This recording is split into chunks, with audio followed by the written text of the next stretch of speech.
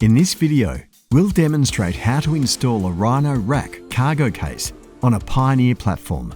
Refer to the online instruction manual and cross-check all components are supplied.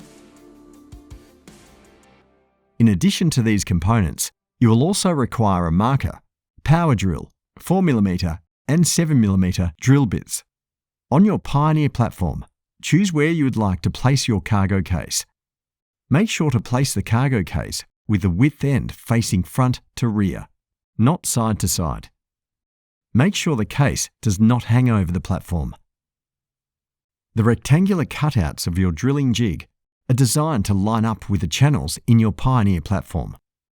This will make it easier to determine the drilling points on your cargo case. Note that the side bend indicates where the side edge of your cargo case will land. Experiment with the drilling jig holes to select the placement of your cargo case. Once two cutouts align with your platform's channels and you're happy with the placement, take a marker and circle the jig cutouts.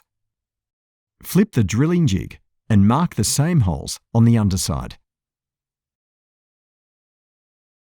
On the underside of the cargo case, line the drilling jig up like so. Make sure the side bend is touching the edge of the case. Take your drill and 4mm drill bit and drill 2 holes on the marked cutouts. Repeat this process at the other end of the cargo case. Now take your drill and 7mm drill bit and bore the holes. Assemble the 4 16mm screws and sealing washers. Place 4 Zwiflocs in the Pioneer channels that you aligned your drilling jig with earlier. Place the Zwiflocs approximately where the holes in your cargo case will land. Place the cargo case on the roof and align the drilled holes with the Zwiflocs. Loosely assemble the screws with the Zwiflocs. Check the placement of the cargo case. Using the Torx T30L key, tighten the screws to 6 Nm. Check the fitment is secure.